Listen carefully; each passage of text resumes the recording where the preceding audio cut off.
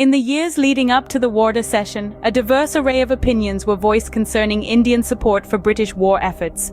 Among these voices were those of Gandhi, Subhas Bose, Acharya Narendra Dev, and Jayaprakash Narayan. Each held a unique perspective on how India should respond to the war. Gandhi, driven by his profound distaste for fascist ideology, advocated for unconditional support to the Allied powers. He drew a clear line between the democratic nations of Western Europe and the totalitarian Nazis and fascists, asserting that he was not willing to inconvenience the British government during the war.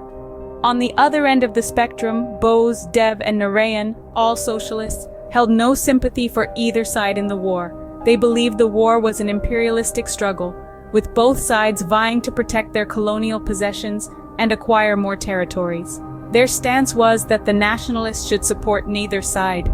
Instead, they saw an opportunity to launch a civil disobedience movement, capitalizing on the situation to seize freedom from Britain. Caught between these differing perspectives, Jawaharlal Nehru held a unique stance. He recognized the difference between democratic values and fascism, and believed that justice was on the side of Britain, France, and Poland.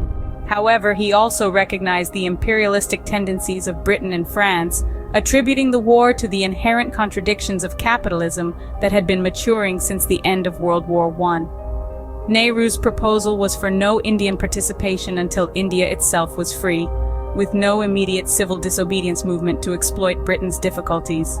Gandhi found himself more or less isolated in his stand.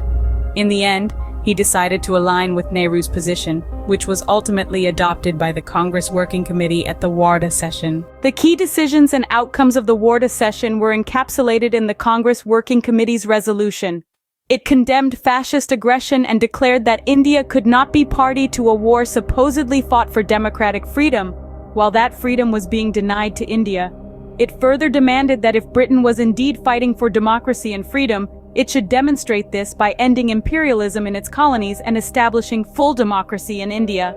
The resolution also called for the government to declare its war aims and clarify how the principles of democracy were to be applied to India after the war. The Congress leadership expressed its intention to give every chance to the Viceroy and the British government, a decision that would go on to shape the course of Indian history. This, in essence, is the historical significance of the Wardha session of the Congress Working Committee.